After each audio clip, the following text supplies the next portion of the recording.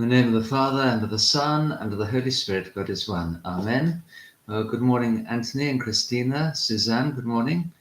And Teresa, looking all cool in sunglasses. And Elizabeth, good morning. Happy Chinese New Year to you as well. Tiger this year. Well, we were discussing this yesterday. There's chopsticks, are they? And something else and something else. I say it's not all that good. But I found a tiger, but I couldn't. I could only find a unicorn and a deer, a cow, a camel, and another dromedary.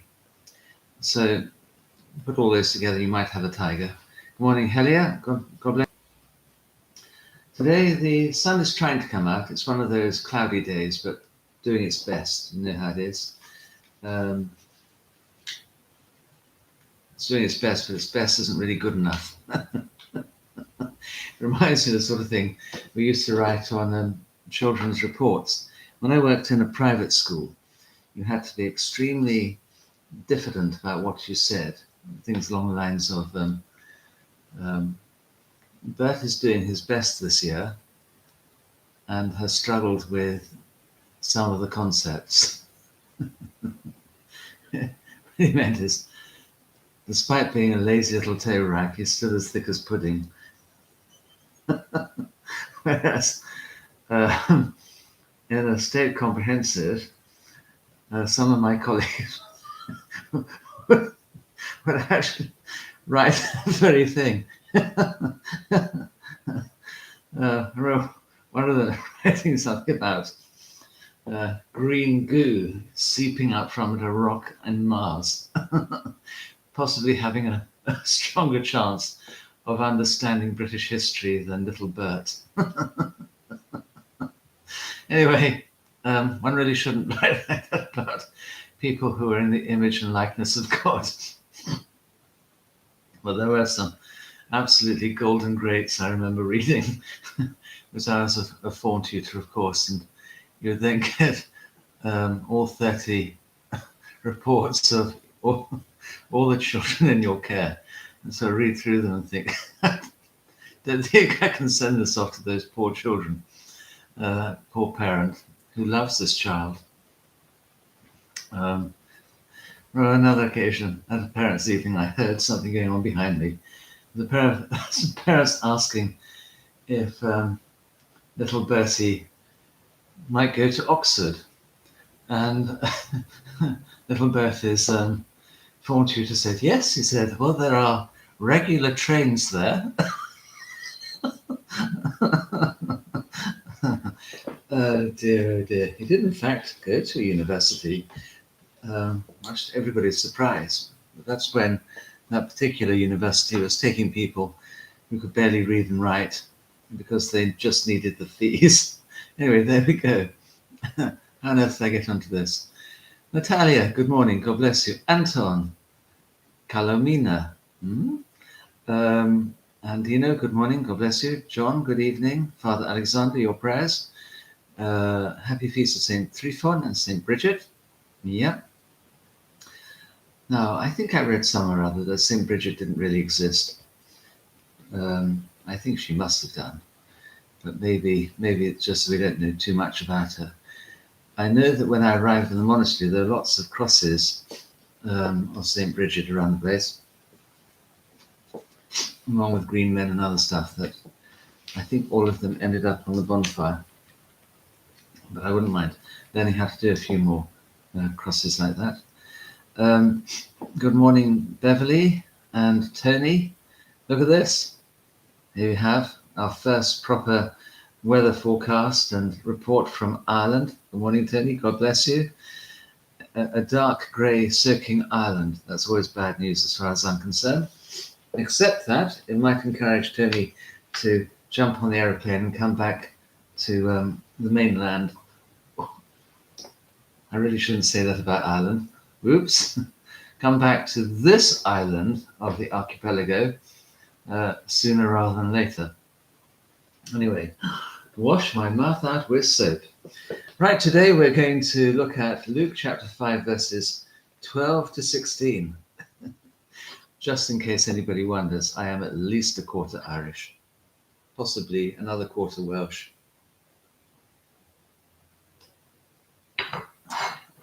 The rest is probably poodle, given my brains. Anyway, here we go. Verses 12 to 16. And it happened, a nice sort of way of saying, at some point. And it happened when he was in a certain city, any old city, doesn't really matter, that behold, a man, any old man. This is a sort of, the whole story is a sort of, you know how it is, the sort of thing that happened. These are the sorts of things went on. A particular man, not a particular one, any old man, he turned up, happened to have a particular illness. Morning, Christos, your prayers. Kalimera. A man who was full of leprosy saw Jesus, and he fell on his face and implored him, saying, Lord, if you are willing, you can make me clean. Then he, that's the Lord, put out his hand and touched him, saying, I am willing, be cleansed. Immediately the leprosy left him, and he charged him to tell no one, but go and show yourself to the priest, and make an offering for your cleansing, as a testimony to them, just as Moses commanded. However, the report went round concerning him all the more, and great multitudes came together to hear and to be healed by him of their infirmities. So he himself often withdrew into the wilderness and prayed. If you know your scriptures well enough, you'll see there are some interesting little differences between this story here and the ones told by either Matthew or Mark, in terms of number and position and whereabouts it was and what happened. It's the same story. That doesn't really matter. And the whole story is sort of an example of the sort of thing that went on. So don't get too wrapped up about the fact that it's slightly different. That's completely unimportant. You know what? St. Luke read what Mark wrote, and he probably also read what St. Matthew wrote, and he wasn't bothered. He told the story the way that he wanted us to hear it. And he's deliberately left out some bits and put in nothing new. Anyway, here we go. We're going to be looking at other parts of the Testament, the Old Testament today, and thinking about various things and why it is the Lord sent these guys in the end, as there would have been lots of them, off to see the priests. They would have had a regular succession of ex-lepers turning up, no longer wanting a penny, but turning up, asking for the various sacrifices to be made. And this should have given them pause for thought, and there should have been plenty of dandruff on their shoulders as they scratched their heads. Anyway, Luke begins, and it happened. Ke egenito. If you've been following this by now, you'll know this is a very Lucan thing to say. And it came to pass, and it happened, at some point, and then. Ke egenito. It came to pass. It's deliberately vague. Luke wants you to know this is the sort of thing that happened quite often. You might say, I don't know, about, let's say Paula. And it came to pass that Paula was going out of her shop and, que ganito, Paula goes out of her shop and somebody is passing by. Paula often has all sorts of interesting stories about the people either passing by or going into her shop. It's deliberately vague. Where did it happen? In a city, a certain city. It can't have happened in a city. This because lepers weren't allowed into cities. But somewhere or other in the vicinity of a city. Does it matter which one? No. Luke doesn't care which one it was. He's not bothered. He's come across various lepers in different cities, ex-lepers, who've told him the story. And also, these are the sorts of things that they told at the divine liturgy. You know what? The Lord said, this is my body, this is my blood. You don't believe that? Well, let me tell you something. By the power of his word, he healed a leper. By the power of his word, we discovered this one before very long, he made a man who's a paralytic stand up, pick up his bed and go home. So, forgiving sins and changing bread and wine into his body and blood, or maybe the other way around, his body and his blood into bread and wine, is a piece of cake to him. No, don't know why that made me think of chocolate eclairs. A piece of cake to him. It's easy peasy, lemon squeezy. That's not going to be a problem. You have to have these sorts of things in your mind. You read the New Testament always with communion in mind. Always. Say, oh, that's why I told us this story. Oh, now I understand. Okay? Go into the synagogue, you expect to be purified. Go and join everybody in the gathering, the Eucharistic gathering, you expect to be purified. Healed of your sin, of your disease. Good morning, Vicky, and good morning, Vera. God bless you both. Okay? So, he's not in the city. Both actually, Mark and Matthew, both put the lepers or leper outside the city. You can check in Matthew chapter 8 and Mark chapter 1. Now, carrying on. Certain city, a man who was full of leprosy saw Jesus, and he fell on his face and implored him, saying, Lord, if you are willing, make me clean. Okay? If you read Numbers chapter 5, verse 2, you'll see that he would have been expelled from the town, so he's not inside the city. And leprosy here, full of leprosy, does not necessarily mean that he had what we nowadays call Hansen's disease, which is classical leprosy, where your fingers and thumbs and stuff fall off, you lose your ears and all that sort of stuff. Quite horrific. I've seen it many times where I used to live. I see people sitting by the side of the road begging. Horrific. And it used to terrify me. Completely, absolutely terrify me. Anyway, leprosy could also mean eczema, or it could be psoriasis, or something along those lines.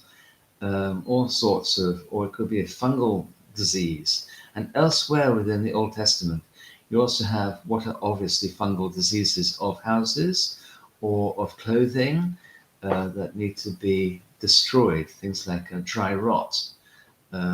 Inside a house, you took out all the stones, you scrubbed them, you burnt any wood, you took it out and got rid of it, and then you came back in and you remade it. If the dry rot was throughout the entire house, you destroyed the whole thing. Okay? So really important.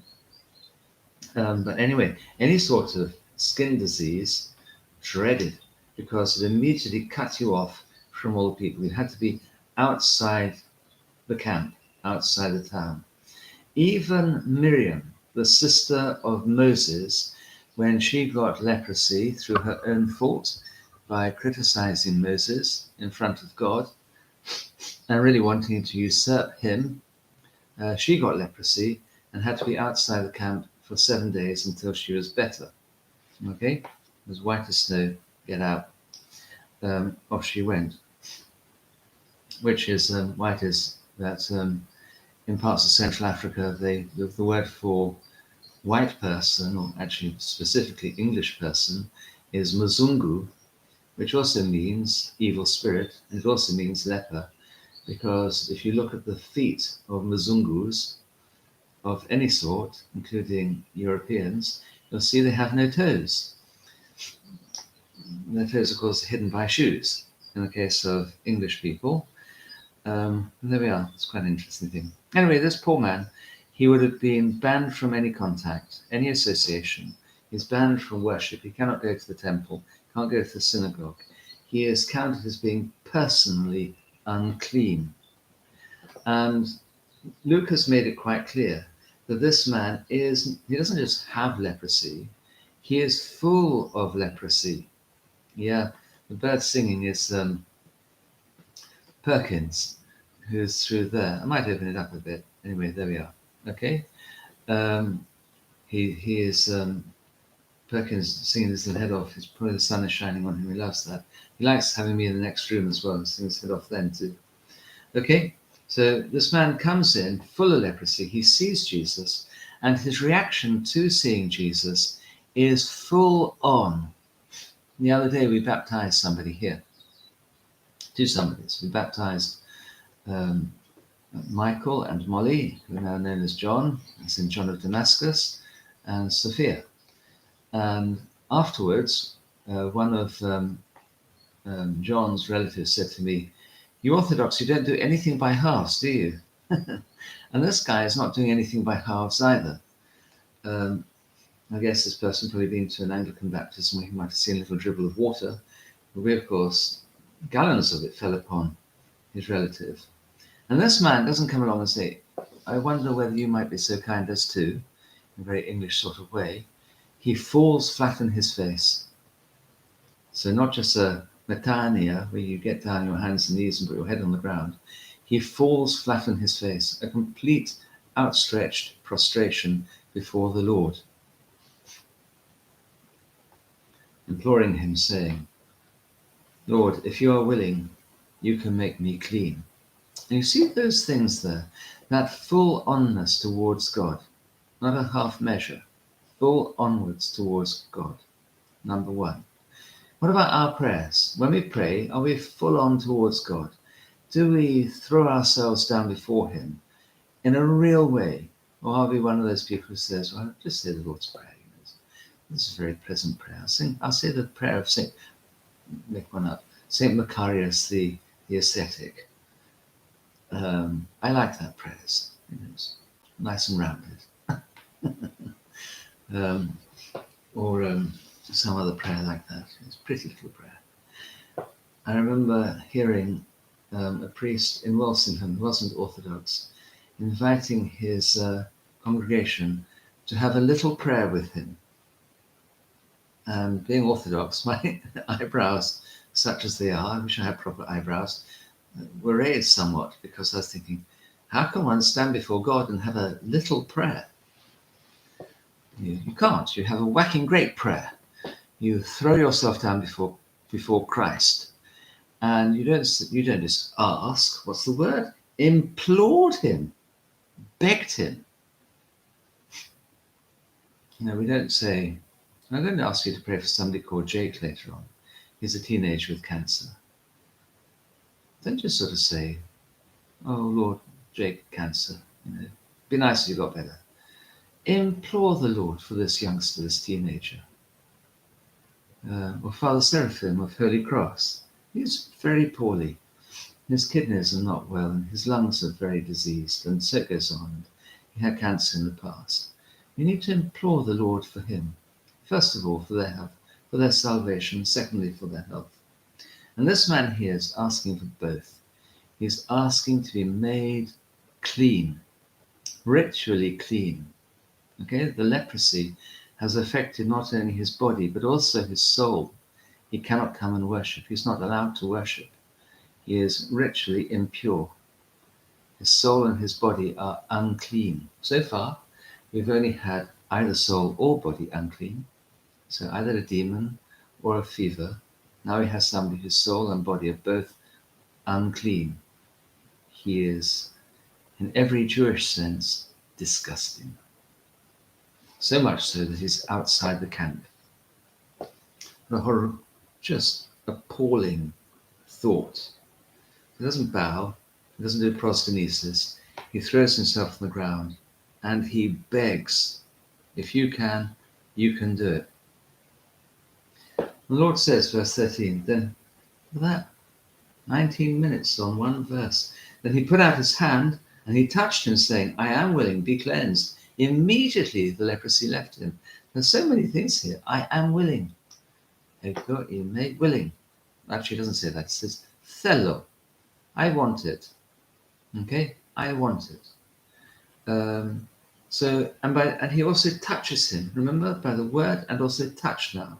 This person's soul, the word, I am willing, be clean, and also his body both need healing, and he touches this person who is unclean. Now, normally that would make the person doing the touching unclean as well, but there's nothing that can make Christ unclean. He is a source of cleanliness. He is the light. It's like dark cannot overcome light, so purity cannot be overcome by uncleanness. Okay, we think about things in a wrong way. We think about a nice clean pot falling into the mud, and now it's no longer a nice clean pot. But actually not like that. Okay, the uncleanliness is actually got rid of immediately by Christ and his purity. So there's extraordinary thing. So the Lord overcomes this divide between holiness and defilement, touches this person, and then he says, "Be thou cleansed." Katharisteti. Okay, be thou cleansed. Now this is exactly it's exactly the same sort of form as the earlier mysteries and miracles when the angel or Christ says, "Do not be afraid." Okay, same imperative way of speaking. Do not be afraid. Be thou cleansed. And this is how we know that these earlier ones are miracles as well. And that way of speaking has the immediate effect, just like it did with the others. They were no longer afraid. He is no longer unclean. He's immediately cleansed. Immediately. The leprosy leaves him, says St. Luke. The leprosy left him. And this St. Luke does in this particular way to indicate the power of this healing. This man was full of leprosy. He didn't just have leprosy. He didn't have a little infection that needed a little prayer. He had a walloping great infection that needed a walloping great prayer. He didn't just need somebody to come along and bow their heads and say, "I wonder whether you might be sick." This fellow throws himself down on the ground and he is fully and immediately healed. Okay, you see the nice balance that Luke has got in here and why he's doing it in this particular way. It's beautiful. Okay, so the depth of the old leprosy and the depth, or the height maybe we should say, of the grace and pressing down upon this man, the grace that actually heals him. Well, what does the Lord then say? 14. And he charged him to tell no one, but go and show yourself to the priest, make an offering for your cleansing as a testimony to them, just as Moses commanded. And I think that it's worthwhile having a think about that. First of all, tell no one. Don't tell anybody about this. The Lord is not interested in being sort of local healer. He's mainly come to talk about and speak about the good news, evangelion, the gospel. And these things in some way, he heals because he must. It's the nature of God to take things that are in chaos and confusion into wholeness and order, just like you find in Genesis. Then he says, show yourself to the priest. Okay, we're going to have a look at this now. It's very interesting. You'll find it in Leviticus chapter 14. So I'm going to read it to you. Now the Lord spoke to Moses, saying, "This shall be the law of the leper for the day of his cleansing. He shall be brought to the priest. The priest shall go out of the camp." The Lord, of course, when he was crucified, is out of the camp. The priest, and he heals our spiritual leprosy out there. He shall be brought to the priest. The priest shall go out of the camp, and the priest shall examine him. And indeed, if the leprous infection is healed in the leper, the priest shall give orders to take, for the one declared clean, 2 small birds, live and clean, and also cedarwood, and scarlet, and hyssop. Then the priest must give orders that one of the birds be killed in an earthen vessel over running water. As for the living bird, he shall take it, the cedarwood, the scarlet, and hyssop, and dip them and the living bird in the blood of the bird killed over the running water. Then he shall sprinkle the water 7 times on the one cleansed from his leprosy, and he shall be clean. Then he shall send away the living bird into a field. And the one who is cleansed shall wash his clothes, shave off all his hair, and wash himself in water, and he shall be clean. After this he shall come into the camp, and shall stay outside his tent 7 days. But on the 7th day he shall shave off all the hair from his head, his beard, his eyebrows, all the hair he shall shave off. He shall wash his clothes and wash his body in water, and he shall be clean. Then on the 8th day he shall take two 1-year-old lambs without blemish, or 1-year-old sheep without blemish. Not quite sure what the difference between 1-year-old sheep and 1-year-old lamb is, but never mind. 3/10 of the finest wheat and flour for grain offering mixed with oil, and also 1 cup of oil. Then together with these things the priest who cleanses shall present before the Lord at the door of the tabernacle of testimony the man to be made cleansed. The priest shall then take one lamb, offer it as a trespass offering, and the cup of oil, and set them apart as a wave offering before the Lord. Then he shall kill the lamb in the place where he kills the sin offering and the whole burnt offering, in a holy place. For the sin offering is the priest's, so is the trespass offering. It is most holy. The priest shall take some of the blood of the trespass offering and put it on the tip of the right ear of the one to be cleansed, on the thumb of his right hand, and on the big toe of his right foot. The priest shall also take some of the oil from the cup and pour it into the palm of his own left hand. Then he shall dip his right finger in the oil of his left hand, and sprinkle some of it with his fingers 7 times before the Lord.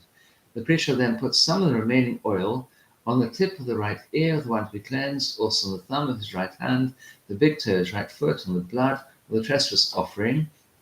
Then the priest shall put the rest of the oil on the head of the one to be cleansed. Thus the priest shall make atonement for him before the Lord. The word atonement there, by the way, is not a very good translation. Kippur, it should really read, and that we have this atonement. But it doesn't really mean atonement in the same way as we get it through the Protestant way of thinking about atonement. Never mind, we'll talk about it another time.